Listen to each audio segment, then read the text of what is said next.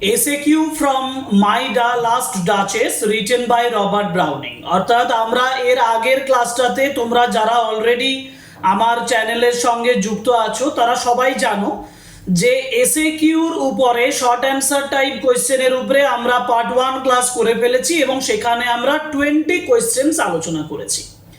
এখন আজকে এই ক্লাসটা আমি আরো 20 কোয়েশ্চেন্স আলোচনা করব এবং কয়েকটা লাইন ধরে ধরে আলোচনা করব, কারণ তোমরা জানো যে 56 লাইনের এই কবিতাটা যথেষ্ট কমপ্লিকেটিভ একটা কবিতা, জটিল একটু কবিতা তোমাদের কাছে মনে হতে পারে, আর সেটাকে আমি সহজভাবে কোয়েশ্চেন আনসারের মাধ্যমে তোমাদের কাছে ইজি করে দেব।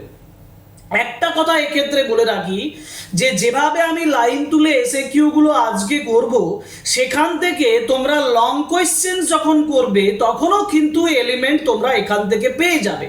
অর্থাৎ একবার যদি তুমি এই কোয়েশ্চেন্স গুলো করো তাহলে তুমি লং কোয়েশ্চেনের জন্য প্রিপারেশন করে নিচ্ছ। সুতরাং চলো আমরা 21 কোয়েশ্চেন নাম্বার 21 থেকে স্টার্ট করি। ফার্স্ট কোয়েশ্চেন নাম্বার 21, এটাই আমাদের আজকের ক্লাসের শুরুর কোয়েশ্চেন।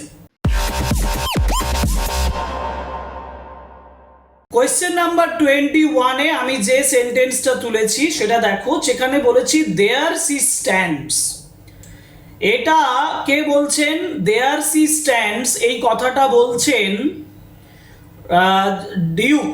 ডিউক কাকে বলছেন? এনভয়কে বলছেন। ওই দেখুন সি স্ট্যান্ডস, তিনি দাঁড়িয়ে আছেন। তিনি মানে কে?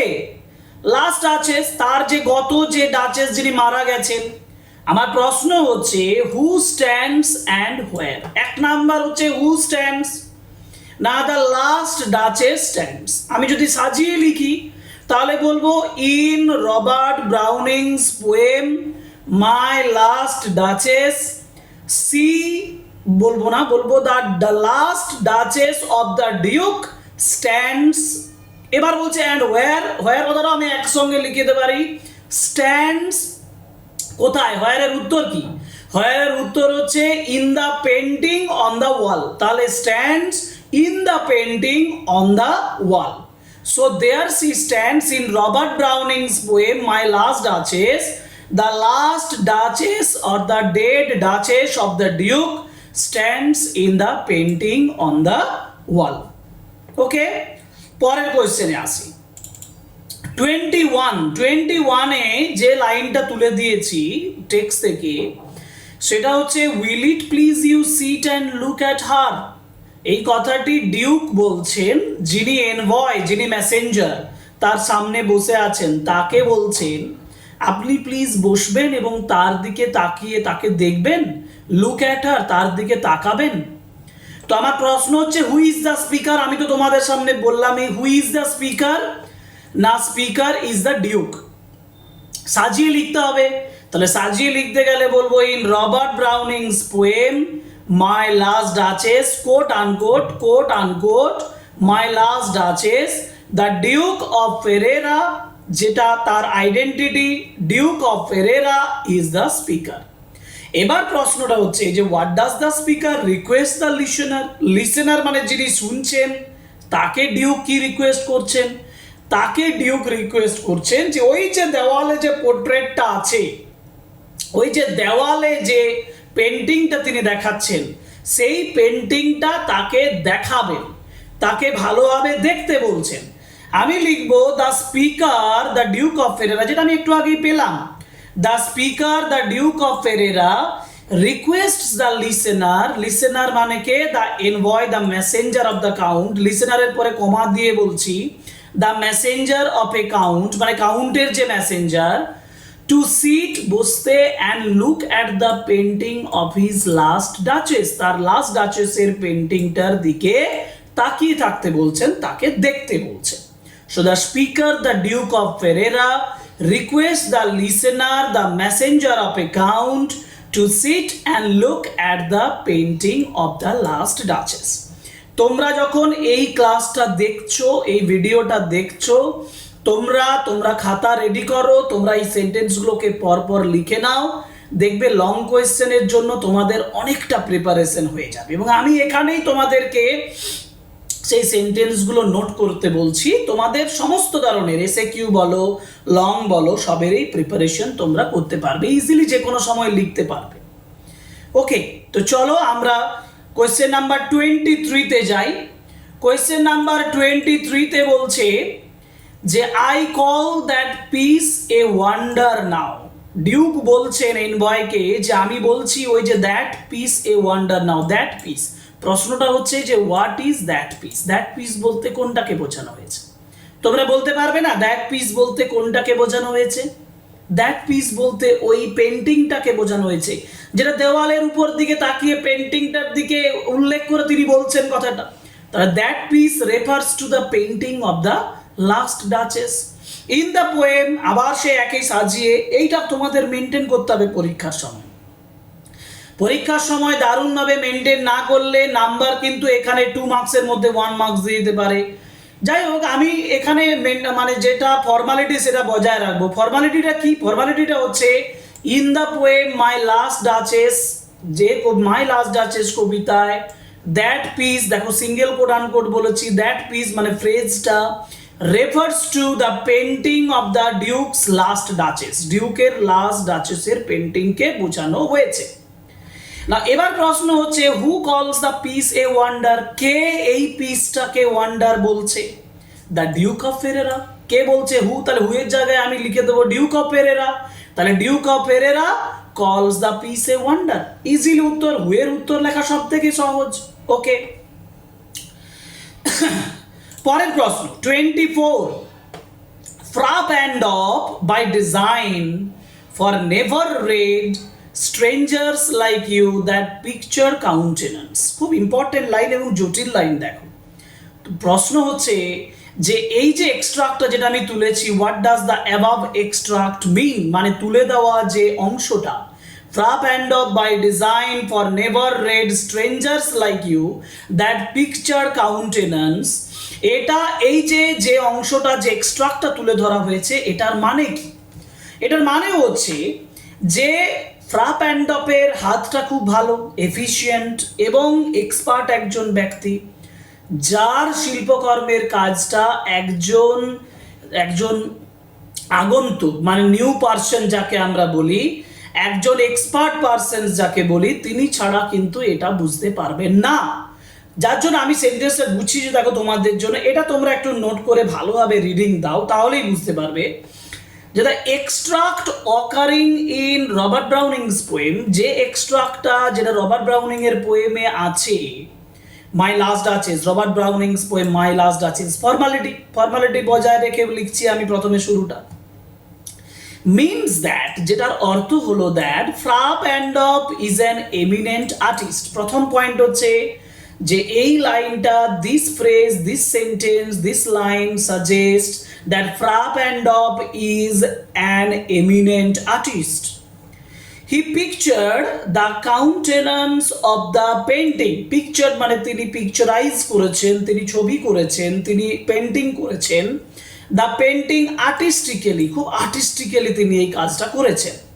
অনলি, একমাত্র an expert person like the envoy, envoy মানে ওই যে মেসেঞ্জার অফ দ্য কাউন্ট, কাউন্টের মেসেঞ্জার এর মতো একজন এক্সপার্ট ব্যক্তি can decode the facial expression of the painting. Painting এর যে ফেসিয়াল এক্সপ্রেশন, মুখের যে অভিব্যক্তি, যে এক্সপ্রেশন, সেটা তিনি একমাত্র ডিকোড করতে পারেন, আন্ডারস্ট্যান্ড করতে পারেন প্রপারলি। বোঝা গেল? সেন্টেন্সটা আরেকবার পড়ে দিই রিডিংটা।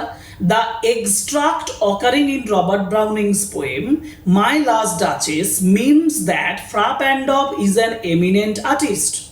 He pictured the countenance of the painting artistically. Only an expert person like the envoy can decode the facial expression of the painting. এটা লিখতে হবে, তিনটি ছোট ছোট সেন্টেন্স করে লিখে দেবে। আচ্ছা, কত নাম্বার কোয়েশ্চেন হলো? 24। তাহলে এবার যাবো 25-এ। 25-এ বলেছি what is the spot of joy. দেখো, স্পট অফ জয় যে কোটেশনটা আছে, এটা এই টেক্সট থেকে নেওয়া হয়েছে। স্পট অফ জয় মানে যেটা ডাচেসের মুখে, ছবিতে তার মুখের উপরে যে ফেসিয়াল এক্সপ্রেশনটা পাওয়া যাচ্ছে, আনন্দের এক্সপ্রেশনটা, সেটাকে স্পট অফ জয় দিয়ে বোঝানো হয়েছে। প্রশ্ন ওর সঙ্গে দেওয়া আছে what could arouse the spot of joy, এই স্পট অফ জয়টা কোন জিনিসটা তুলছে, মানে এই স্পট অফ জয়ের উৎস কি, কেন এই স্পট অফ জয়টা আসছে। খুব ইম্পর্টেন্ট প্রশ্ন এটা, তোমরা কিন্তু এটা খুব ইম্পর্টেন্টলি করবে। কেন দেখো, what is the spot of joy?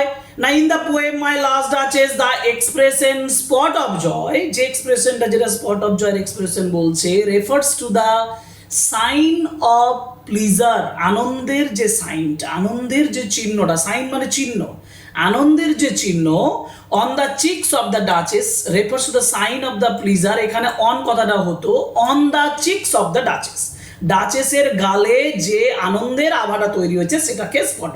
আমি আবার বলছি, in the poem my last Duchess the expression spot of joy refers to the sign of pleasure on the cheeks of the duchess, ডাচেসের চিক্সের উপরে যে সাইন অফ প্লিজার তৈরি হয়েছে সেটাকে বোঝানো হয়েছে।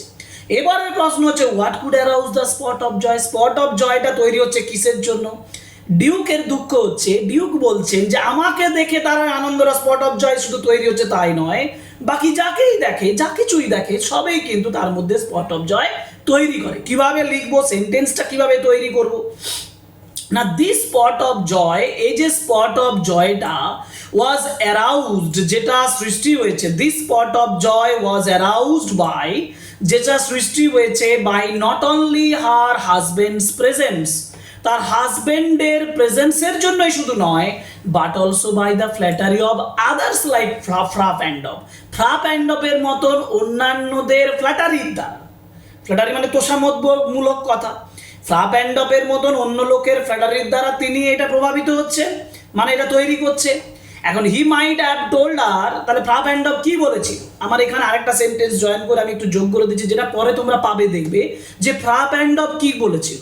ফ্রাপ Pandolf might have told her, Fra Pandolf তাকে হয়তো বলেছিল that her cloak cover her wrist, তার যে জামাটা ক্লোকটা সেটা তার রিস্টটাকে অনেকটা ঢাকা করে দিয়েছে, too much, and he could not reproduce the faint, he could not reproduce, he could not paint, তিনি পেইন্ট করতে পারবেন না, the faint half flush মানে অর্ধেক আনন্দের আভা, যে আভাটা that dies along her throat, যেটা আস্তে আস্তে তার গলাতে যেয়ে শেষ হয়ে গেছে, তো তার যে অর্ধ হাসির একটা আভা যেটা তৈরি হয়েছে, যে হাসির বা আনন্দের আভা তৈরি হয়েছে, যেটা তার ঘাড়ের কাছে যে শেষ হয়ে গেছে, গলার কাছে যে শেষ হয়ে গেছে, সেটা তিনি কি করতে পারবেন না, প্রডিউস করতে পারবেন না, মানে এতটাই তিনি আনন্দিত হয়ে আছেন, আনন্দের আভাটা তৈরি হয়ে আছে তার মুখের মধ্যে।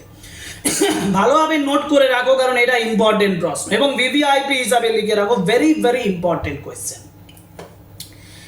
পরের কোয়েশ্চেন মানে 26 কোয়েশ্চেন বলছে, how according to the Duke এর মতে কিভাবে Fra Pandolf flatter the last duchess, একটু আগেই পেলাম, ওই লাইনটা করে নিলে এটার উত্তর হয়ে যাবে, যে ফ্রাপ অ্যান্ড অফ কিভাবে ফ্ল্যাটার করেছিলেন, কিভাবে করেছিলেন। এক নাম্বার তিনি বলেছিলেন যে হার ক্লোক, মানে ডাচেসের যে ক্লোক কভার হার রিস্ট, তার রিস্টটাকে অনেকটা ঢাকা করে দিয়েছে। নাম্বার 2 তিনি বলেছেন যে তার মুখের যে হাফ ফ্লাশ, যেটা ব্লাস, যে লজ্জার আভা, সেটাকে তিনি প্রডিউস করতে পারবেন না তার পেন্টিং এর মধ্যে। এটা হচ্ছে ফ্ল্যাটারিং ওয়ার্ডস। আমি লিখবো কি, according to the Duke the Fra Pandolf perhaps flatter the duchess, ডাচেসকে ফ্ল্যাটার করেছিলেন, Fra Pandolf perhaps flatter the duchess by saying, এটা বলে, that her cloak was very long, তার ক্লোকটা খুব লম্বা, কাপড়টা খুব লম্বা যেটা তিনি পরে আছেন, as it covers her wrist, যেটা তার রিস্টটাকে ঢাকা করে দিচ্ছে, and it would be impossible, এটা অসম্ভব, to paint the faint half flush on her face, তার মুখের উপরে যে হাফ ফ্লাসের যে আভাটা তৈরি হয়েছে, যে হাফ ফ্লাস তৈরি হয়েছে, যে লজ্জার আভাটা তৈরি হয়েছে, সেটা তিনি রিপ্রোডিউস করতে পারবেন না তার পেন্টিংয়ের মধ্যে।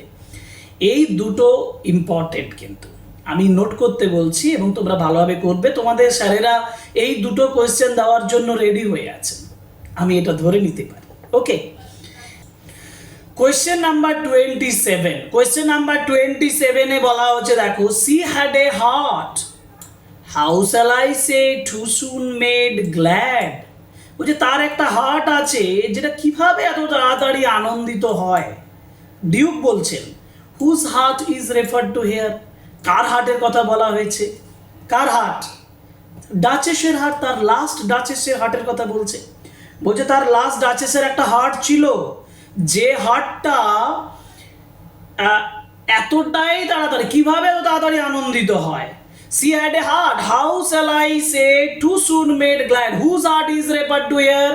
In the poem, Robert Browning's poem, বা in Robert Browning's poem, বা Robert Browning's poem, My Last Duchess shows that the heart of the last Duchess of the Duke is referred to here. আমি ওইভাবে বলছি না, তাহলে ফর্মালিটিটা বাদ দিলাম এখানে। আমি বলছি কি না, the heart of the last Duchess of the Duke is referred to here. এবার প্রশ্ন হচ্ছে, how could that person's heart be made glad easily? How could, কিভাবে ওই পার্সন মানে ডাচেসের যে হার্টটা, হৃদয়টা, এটা তাড়াতাড়ি আনন্দিত হয়? কিভাবে আনন্দিত হয় না? the heart could be made too soon glad by anything or any person. anything, যে কোনো ব্যক্তির, anything or any person, যে কোনো ব্যক্তি যে কোনো কিছুর দ্বারা তার হৃদয় আনন্দিত হয়। Okay, next question 28, too easily impressed. আবার তিনি বলছেন, ডিউক বলছেন তার ডাচেসের হৃদয় খুব তাড়াতাড়ি ইমপ্রেসড হয়। About whom is this said? না, this is said about the last duchess of the Duke. এটা ডিউকের লাস্ট ডাচেস সম্পর্কে বলা হয়েছে। Now why was the person too easily impressed? এই ব্যক্তিটা খুব তাড়াতাড়ি ইমপ্রেসড কেন? The Duchess was too easily impressed because she was very simple. কারণ তিনি সরল একজন মহিলা। She was very simple and she liked whatever she looked at. তিনি পছন্দ করেন whatever she looked at, যা কিছুই তিনি দেখেন না কেন। নেক্সট কোয়েশ্চেনে যাব। নেক্সট কোয়েশ্চেন মানে 29, কোয়েশ্চেন নাম্বার 29, যেখানে বলেছি what type of a lady was the duchess. ডাচেসের সম্পর্কে একটা বিবরণ দাও। ডাচেসের সম্পর্কে তুমি কি বলবে? Duchess was a very simple woman. Duchess একজন সিম্পল ওমেন ছিলেন। ডাচেস ওয়াজ ফ্র্যাঙ্ক, এই যে বলেছে দেখো, the duchess was a frank, good nature and lovable woman. তিনটে characteristic. The last Duchess of the Duke was a frank, good-natured and lovable woman. একজন Frank এবং good nature এবং lovable women ছিলেন। She liked everything, তিনি সমস্ত কিছু পছন্দ করতেন। She saw, যা কিছুই তিনি দেখতেন। And was readily pleased, যথেষ্ট আনন্দিত হতেন, readily pleased হতেন। And she had smiles, তার হাসি ছিল। And blushes, লজ্জা ছিল। Ready for everyone, যেটা প্রত্যেকের জন্য রেডি করা থাকতো। এই সেন্টেন্সগুলো তোমরা একটু নোট করে নাও, যেগুলো ডাচেসের ক্যারেক্টারের মধ্যে তোমরা লিখতে পারবে। যদি ডাচেসের ক্যারেক্টার পরে পরীক্ষায়, তাহলে তোমরা এইগুলো লিখতে পারবে যে the duchess was a frank, good nature and lovable woman. She liked everything she saw and was readily pleased, and she had smiles and blushes ready for everyone. Okay, next কোয়েশ্চেনে যাব। 30, question number 30, How did the Duchess look upon the Duke's favor as compared with the other gifts? অন্যান্য গিফটসের সঙ্গে duchess কিভাবে ডিউকের ফেভারটাকে তুলনা করেন? Actually duchess has no exceptional importance to Duke's favour. ডিউকের ফেভারের প্রতি ডাচেসের এক্সেপশনাল কোনো ইন্টারেস্ট ছিল না। আমি সেটাই বলেছি, দেখো, the duchess had no special regard for duke's 900 years old name. ডিউকের 900 বছরের পুরনো নামের প্রতি ডাচেসের কোনো আলাদা স্পেশাল রিগার্ড ছিল না। And the duchess would make no difference between, duchess কোনো ডিফারেন্স তৈরি করতে পারেনি between the duke's gift of ornaments, ডিউকের কোনো মূল্যবান কোনো অলঙ্কারের gift, and the gifts of others, অন্যান্যদের গিফট। যেমন কি গিফট দিয়েছিল, যেটা সেই চেরির গিফটের কথা বলা ছিল, তাই না? And she was impressed by anything, কারণ তিনি যে কোনো কিছু দ্বারা ইমপ্রেসড হতেন। ওকে, নেক্সট কোয়েশ্চেন আলোচনা করব। 31 বলেছি যে what to draw from her alike the approving speech or blush, or sorry, at least কমপক্ষে what to draw from her alike the approving speech মানে অ্যাপ্রিশিয়েটিং রিমার্ক। অ্যাপ্রিশিয়েটিং রিমার্ক মানে হচ্ছে প্রশংসামূলক বক্তব্য। ডাচেসের কাছ থেকে প্রশংসামূলক বক্তব্য কোন জিনিসগুলো ড্র করতো? বা ব্লাশ মানে লজ্জা, কোন জিনিসগুলো ড্র করতো? অ্যাটলিস্ট কমপক্ষে কোন জিনিসগুলো? সেই কতগুলো এক্সাম্পল যেগুলো ডিউক বলেছেন সেগুলো লিখতে হবে। যেমন দেখো, duke's valuable gift on her breast, ডিউকের যে ভ্যালুয়েবল মূল্যবান যে অলংকারটা দিয়েছিলেন, যেটা তার বুকের উপরে ছিল, ডাচেসের বুকের উপরে ছিল সেটা। দ্য সানসেট, দ্বিতীয় কথা যেটা বলা আছে সেটা হচ্ছে সানসেট, সূর্য অস্ত যাচ্ছে সেটাও।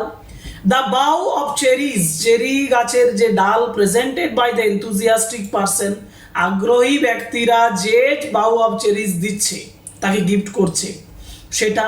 দ্য হোয়াইট মিউল, সাদা মিউল, যার উপরে সে চড়ে, যার উপরে সে রাইড করে, সি রোড, অল দিস, এই সমস্ত কিছু ড্র ফ্রম হার, তার কাছ থেকে ড্র করেছিল।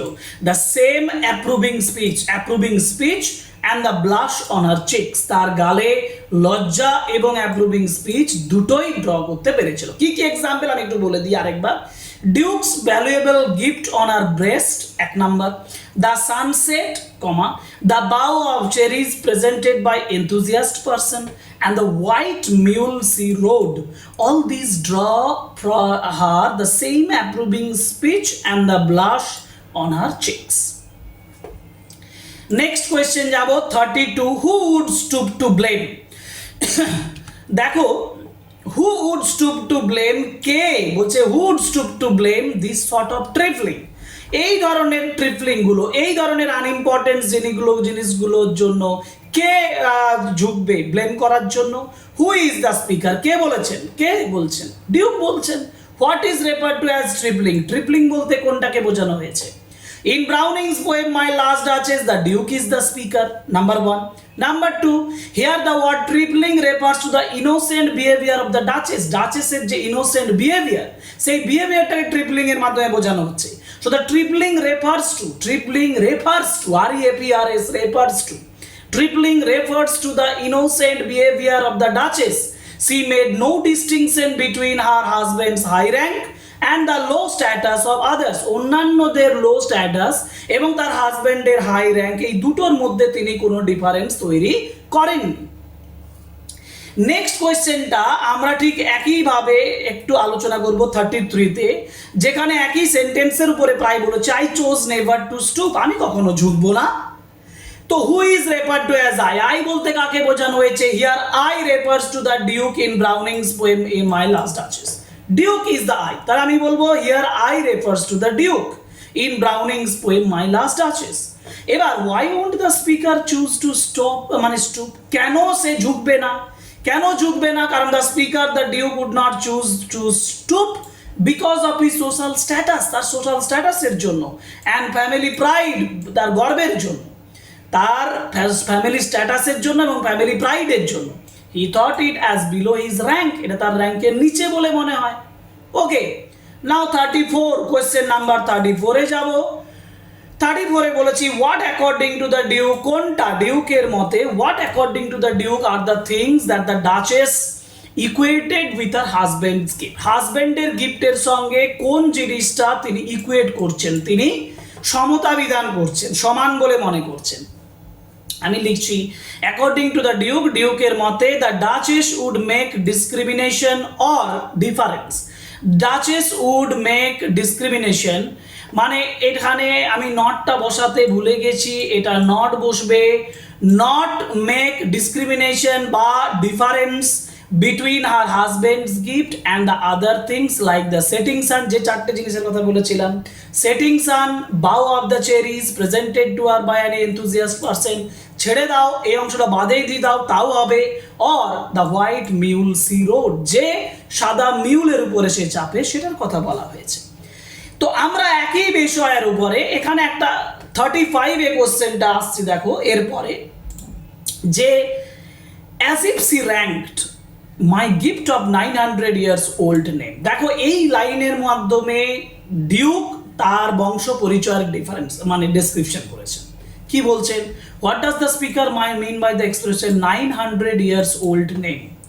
তো এখানে কে ব্যক্তি? Who is the speaker? The speaker is the duke is the speaker, but duke of Ferrara is the speaker here. Okay, এখন কি বলতে চেয়েছেন by the expression? By the expression 900 years old name, 900 years old name quote unquote. By the expression 900 years old name, the Duke refers to his family status, তার family status, lineage বংশ পরিচয়, and pedigree, এই তিনটে জিনিসকে, family status, lineage and pedigree, এই তিনটেকে তিনি বোঝাতে চেয়েছেন। এক কথায় the lineage of great lineage of the duke is referred to here by this phrase. Okay, পরের question, question number 36, question number 36 এ আছে what historical context does the poem My Last Duchess allude to? কোন historical context, what historical context does the poem my last duchess allude to? Historical context বলবো, এক number duke, duke of Ferrara মানে Alfonso the second, number 1। Number 2 তিনি বিয়ে করেছিলেন লিউক্রেজিয়াকে, তাহলে সেটা number 2, last duchess Lucrezia. And Barbara যাকে তিনি বিয়ে করতে যাচ্ছেন, 3, নাম্বার 3। আর কাউন্ট, যিনি বারবারার পক্ষ থেকে যে কাউন্ট, সেই কাউন্টের যে এনভয় তিনি এসছেন। এত ডিটেলসে বলতে গেলে অনেক বড় যাবে, সংক্ষিপ্তভাবে বলছি। দেখো, in Browning's poem my last duchess, Browning এর পোয়েম মাই লাস্ট ডাচেসে the duke alludes to the historical figure of Alfonso the second. Duke allude করছেন, ডিউক যেটা উল্লেখ করছেন, ঐতিহাসিকগতভাবে উল্লেখ করছেন হিস্টোরিক্যাল ফিগার অ্যালফোনসো দ্য সেকেন্ডকে। And the story of his first and second marriage, তার প্রথম এবং দ্বিতীয় বিয়ে, is similar to the story of Browning's duke. Browning এর ডিউকের সঙ্গে সম্পর্কিত। কেন? লিউক্রেজিয়া ইজ ফার্স্ট ওয়াইফ, তার প্রথম স্ত্রী Lucrezia died at the age of 17, 17 বছরে মারা গিয়েছিলেন। And the duke is on his way to his second marriage, তিনি তার সেকেন্ড ম্যারেজের দিকে যাচ্ছেন through the agent the envoy of the count, যেটা রবার্ট ব্রাউনিং এর মধ্যে বলা আছে। ভালোভাবে নোট করে নাও হিস্টোরিক্যাল কনটেক্সট, লং কোশ্চেনের জন্য লাগবে, আরেকবার রিপিট করে দিচ্ছি। In Browning's poem My Last Duchess, the Duke alludes to the historical figure Alfonso II. The story of his first and second marriage is similar to the story of Browning's Duke. Lucrezia, his first wife, died at the age of 17, and the Duke is on his way to his second marriage through the agent, the envoy of the Count. Next question, question number 37. 37 এ বলেছে কি দেখো, will it please you rise? Will it please you rise? Who said this to whom? কে বলেছে? The Duke said this to the envoy of the Count. The Duke said this to the messenger of a Count who has come with the marriage proposal. যে marriage proposal নিয়ে এসেছে। এটা না বললেও হবে, the Duke said this to the messenger of the Count. Messenger of the Count মানে the envoy of the Count. Why does the speaker ask the listener to rise? লিসেনারকে কেন তিনি উঠতে বলছেন? The Duke asked the listener to rise so that যাতে করে they can go downstairs, সিঁড়ির দিয়ে নিচে নেমে যেতে পারে, to meet other guests, অন্যান্য guest, or to meet the count. Count and other guests, এখানে আমি ছেড়ে দিয়েছি, to meet the count লিখবে, to meet the count and other guests এই কথাটা লিখবে। ওকে ওকে, 37 complete. 38, the count, your master's known munificence is ample warrant। এখানে অনেকগুলো কোশ্চেন আছে, এই সেন্টেন্সটা ইম্পর্টেন্ট লাইন, নোট করবে ভালোভাবে, অনেকগুলো কোশ্চেন হবে। দেখো এখান থেকে, what does the speaker mean by your master's known munificence? Munificence মানে হচ্ছে জেনারোসিটি, উদারতা। How does it stand as ample warrant? Warranty হিসাবে তিনি কেন ভাবছেন? অথবা what does the speaker mean to say? তিনি বোঝাতে চেয়েছেন, পুরো ফ্রেজটার ব্যাখ্যা করতে হবে। অথবা what does the duke say about the dowry and his object? Duke dowry, তার পণ এবং তার অবজেক্ট সম্পর্কে কি বলেছেন? আমি সুন্দরভাবে পড়ে দিচ্ছি, দেখো কি বলেছি। The duke is the speaker here simple. By the expression your master's known munificence, the duke means that the envoy's master, এনভয়ের যে master, the count is known for generosity, যেটা আমি একটু আগে বললাম, যে the envoy's master, the count is known for generosity. He means to say, তিনি বলতে চাইছেন, that the count ensures him that he will not give him a rich dowry, অর্থাৎ the count ensures him, count ensure করেছিল that he will not give him, not বসবে না, he will give him, not বসবে না, he will give him a rich dowry, সে তাকে একটি rich dowry দেবে। এখন এর সঙ্গে যুক্ত একটা ছোট্ট সেন্টেন্স আমি তুলে দিয়েছি, যে সেন্টেন্সটা, যেটা আমি 39 হিসাবেও প্রেজেন্ট করতে পারি একটা লাইনের উপরে, যে লাইনটা পরের সেটআপে আসছে। দেখো, নোটিস নেপচুন দো টেমিং এ সি হর্স। নেপচুনের একটা, নেপচুন হচ্ছে গড, গডে একজন গড, সেই গডের একটা মূর্তি যে একটা সি হর্সকে টেম করছে, কন্ট্রোল করছে, তার একটা ইয়ে দেখাচ্ছে না ডিউক কাউন্টকে। তো বলছে হু ইজ নেপচুন, নেপচুনকে, Neptune is the ancient Roman god of the sea, সমুদ্রের যে দেবতা তিনি নেপচুন। আর what does the image of Neptune taming the horse suggest, এটা সাজেস্ট করছে কি, দুটো জিনিস সাজেস্ট করছে, একটা arrogant nature of the duke, authoritative nature of the duke and his power. The statue of the Neptune taming a horse stands for the Duke's control and authority over his wife. তার স্ত্রীর উপরে যে authority, তার স্ত্রীর যে উপরে যে control, সেটাকে তিনি বুঝিয়েছেন। ভালোভাবে লিখো, এগুলো লং এর ক্ষেত্রেও কাজে লাগবে একেবারে। পরের কোশ্চেন যাব 39। 39 মানে হচ্ছে what characteristic trait of the Duke's character can be discerned when he refers to the bronze statue of the Neptune? নেপচুনের ব্রোঞ্জ স্ট্যাচু কথা বলার সময় ডিউকের কোন ক্যারেক্টার প্রকাশ পাচ্ছে? The Duke draws the attention of the envoy to the bronze statue of Neptune taming a horse. তিনি এটাকে বলেছেন, the Duke draws the attention of the envoy to the bronze statue of Neptune taming a seahorse. He reveals his power. তিনি কি প্রকাশ করছেন? তার পাওয়ার, his pride, তার গর্ব and possessiveness. Like Neptune, the sea god, the Duke is controller of the Duchess. Duke হচ্ছে ডাচেসের controller. That's why he is comparing himself to Neptune. নেপচুনের সঙ্গে নিজেকে তুলনা করছে, তার অথরিটেটিভ নেচারটা প্রকাশ করছে। নোট করো ভালোভাবে। পরের কোয়েশ্চেন এবং লাস্ট কোয়েশ্চেন আজকের ক্লাসে, কারণ এর বেশি আমরা এগোবো না, ক্লাসটা অনেক লেন্দি হয়ে যাবে। বাকি যে ইম্পর্টেন্ট কোয়েশ্চেন্সগুলো হবে সেগুলো আমরা আলোচনা করব পরের ক্লাসে, যেটা তোমাদের জন্য একটা জিস্ট, যে কোন কোন কোয়েশ্চেনগুলো করলে পরীক্ষায় তোমরা ইজিলি সলভ করতে পারবে। পরের ক্লাসে আলোচনা করব, পরের ক্লাস নিয়ে আসবো। পার্ট 3 তে আমরা আলোচনা করব SAQ part 3 on my last duchess. Okay, যাই হোক, লাস্ট কোয়েশ্চেন আমি বলেছি what does the duke consider, duke কি বিবেচনা করছেন এ রেয়ারিটি। ডিউক কোন জিনিসটাকে, what does duke consider a rarity, duke কোনটাকে রেয়ারিটি বলছেন? Duke considers the statue of Neptune taming a sea horse, statue of Neptune taming a sea horse a rarity, মানে ওই statue of নেপচুনটাকে rarity বলছেন। এবং who made this rarity, কে এই দুর্লভ জিনিসটা তৈরি করেছেন? This bronze statue was prepared by Claus of Innsbruck. ভালোভাবে মনে রাখবে, Claus of Innsbruck and imaginary sculpture মানে ভাস্কর্যবিদ, তিনি এটা এই রেয়ার জিনিসটাকে তৈরি করেছেন। সুতরাং দিস আর দ্য 40 কোয়েশ্চেন্স। আমরা 40টা কোয়েশ্চেন আলোচনা করলাম। দেখো, নাম্বারিং এর ভিত্তিতে 40 কোয়েশ্চেন্স আর হিয়ার। এই কোয়েশ্চেন্স গুলো করলে তোমাদের লং কোয়েশ্চেনও হবে, এসএকিউ হবে, এবং আমি গ্যারান্টি দিচ্ছি তোমাদের যে এই 40টা কোয়েশ্চেন করলে তোমাদের প্রিপারেশন একটা আলাদা লেভেলে চলে যাবে। মাই লাস্ট ডাচেস সম্পর্কে আর কোনো সমস্যা থাকবে না, আমি গ্যারান্টি দিচ্ছি। আর আমার গ্যারান্টি নিয়ে তোমরা এই দুটো ক্লাস করো। পার্ট 1 এর ক্লাস যদি না করে থাকো, ডেসক্রিপশন বক্সে যাও, পার্ট 1 এর ক্লাস দেখতে পেয়ে যাবে। এটা পার্ট 2 এর ক্লাস। এই দুটো ক্লাস মিলিয়ে আমরা 40টা কোশ্চেন আলোচনা করলাম।